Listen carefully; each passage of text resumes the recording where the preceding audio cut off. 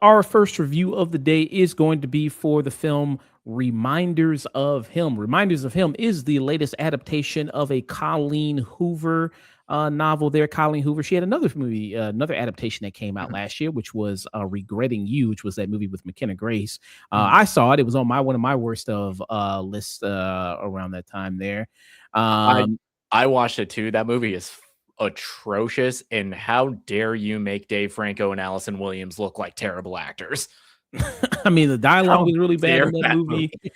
Yeah, that everything was really bad about that movie, but I think they might have outdone themselves with this one.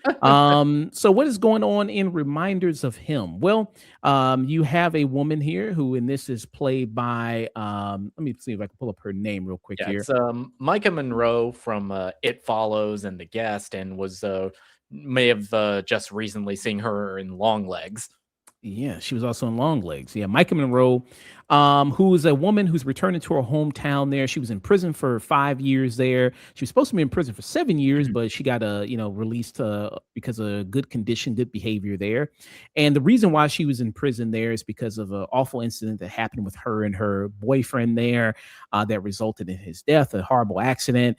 And she's trying to, pick up the pieces of her life again mhm. after she's been to prison there, most notably trying to reconnect with her daughter, who she had in prison there, who she's never seen before, or who is now in the care of her two grandparents there, the father and mother of her dead ex-boyfriend there, who in this is played by Lauren Graham and then also Bradley Whitford. People might know Lauren Graham. She was in Gilmore Girls for a long, long time there. Gilmore Girls, Bradley Whitford, he was the white liberal in Get Out there. The guy who would have voted for Obama a third time, he's in Dude this. even dude even had the same beard, which I every time he was on screen, I just could not, like, feel at ease. It also doesn't help that they have him saying some bullshit dialogue. And then also in this movie, who's the love interest in this? Because a lot of these Colleen Hoover movies revolve around a kind of a love It's story. there's romance and then there's, questionable morality. And this is played by Tyreek Withers, who people might know. He was in I Know What You Did Last Summer, the reboot. He was in Him. He was in Mhm, as well as episodes of Atlanta there before. So yeah, good old Tyreek. He's kind of blowing up a little bit now, a little bit. mhm. He's kind of in more stuff. So shout out to him. And that's kind of the setup you have of this movie here is how is she gonna balance everything there with this tumultuous love life, plus trying to get back in her kid's life there. Nick, what are your thoughts, man, on Reminders of Him? Okay, so let me give the full disclaimer that I am not the target audience for this movie. So there are, romance tropes and, things of that nature that are just not going to appeal to me. Having said that, this movie was some fucking bullshit.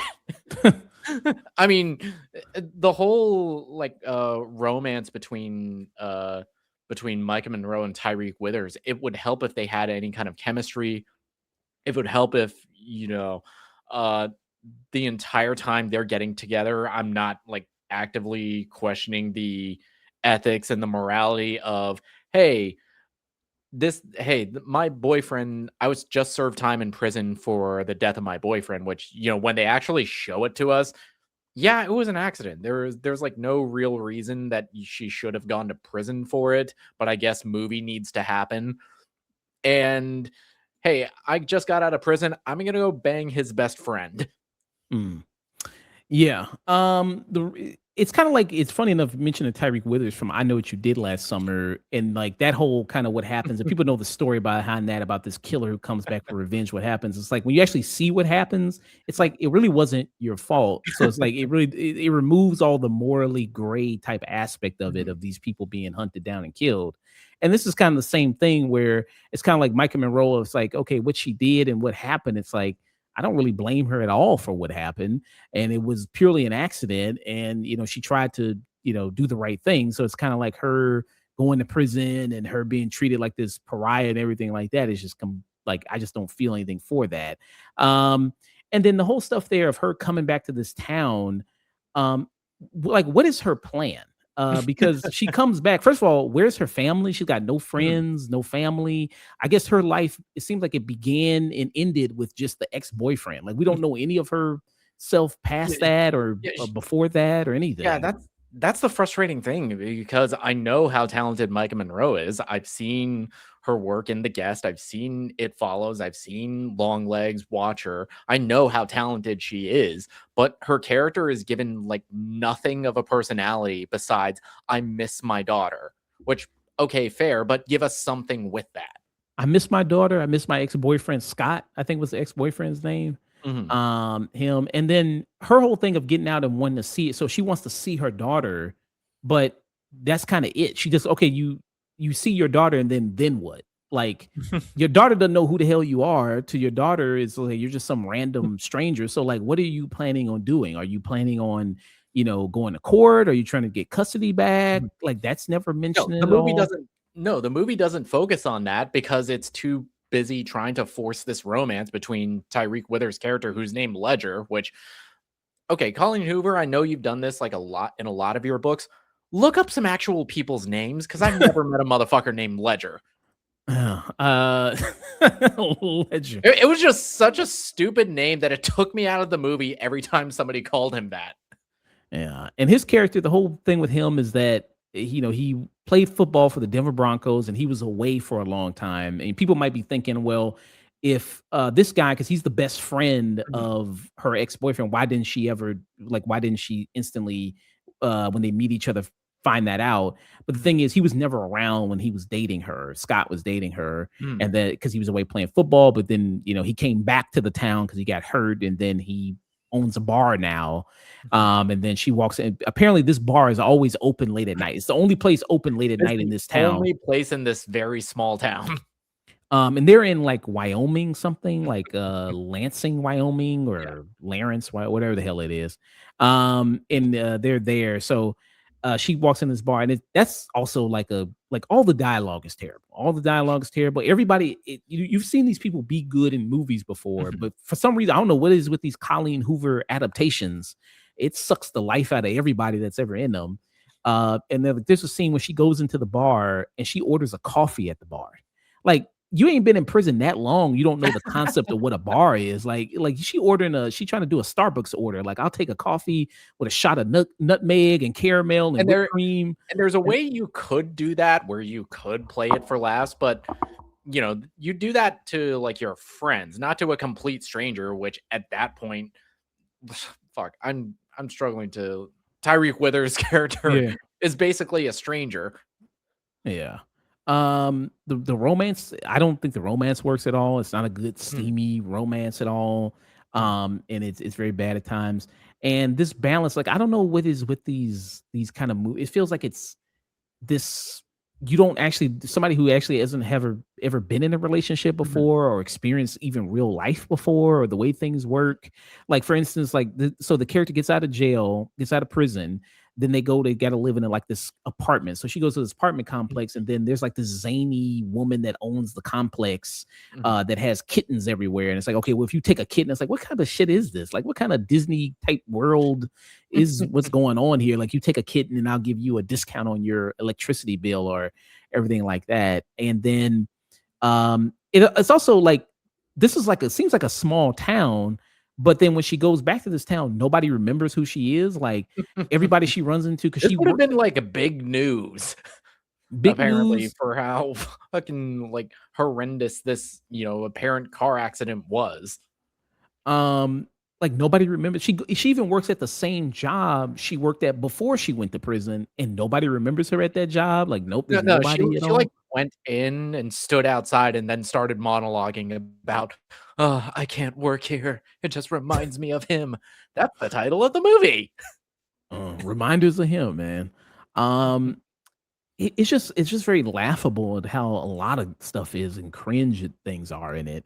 For example, there's one thing. So a thing with her character, she writes in a journal, and when she Mhm. writes in a journal, it's basically she's writing letters to her ex Eh, boyfriend.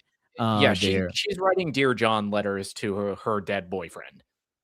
And there's a scene where I think it's the second time they have sex, or Mhm. maybe is that the first time or the I think second it's like the time? morning after they have sex for the first time. Okay. And then so it's her and the Tyreek Withers character, and she's writing in her journal. And he says, "Oh, what are you writing?" She's like, "Oh, I'm writing nothing." He's like, Mhm. "No, no, come over here and read it to me."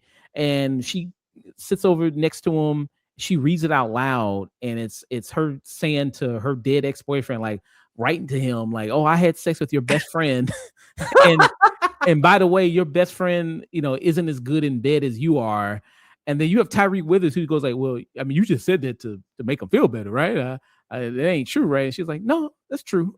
It's like the most awkward shit. It's like very uncomfortable, Mhm. and very weird. It was like all that shit is very weird. But yeah, I don't think they worked at all. Um, and like you said, it's just like, where is this kind of like the whole stuff with the kid and all that? It's like, what are you trying to do about Mhm. that? And then none of that absolutely works. What were some of your other thoughts on the movie?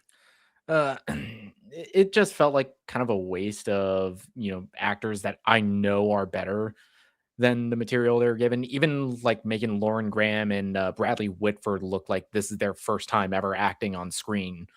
Is like some of the dialogue that they're given. Bradley Whitford is trying to sell it, but there's just nothing to the material. And same with Lauren Graham. Mm, yeah. And their characters. I mean, did you like understand their point of view, or you thought they were Mhm. kind of overdoing it? You think? Uh, I could kind of see it from their point of view, but the movie doesn't really take any time to interrogate that. Mm. Yeah, I mean, they're very angry about the thing Mhm. that would happen with their son and everything like that. Like, obviously, they're very upset. But Mhm. again, I mean, I guess because they also say in the movie, like you think like, okay, it was an accident. Why didn't this woman fight for it? That's also another thing. It's like Mhm. she said she kind of just accepted taking the sentence of the Yeah. 7 years. She didn't really fight for it, for on her behalf too much. You know what I mean? Like, there's one courtroom scene where she's just looking sad and looking down. But it's like she was trying to like wave people down and trying to, it's not like you just Yeah, left she him was, there to like, die. rocking for a while, Yeah. and, like, when they show it because, the big twist is that the boyfriend after this horrific wreck, he's unconscious, but he was alive for, like, 15 minutes after, but they're in the middle of nowhere. You gotta, You're like, go and get help. Yeah, she's not like, what was she supposed to do at that moment? You know what I mean? I guess I don't know. I mean, if she could find a phone, I guess. But she don't like phones, I guess. When she she don't like phones. No, phones don't exist until plot calls for it.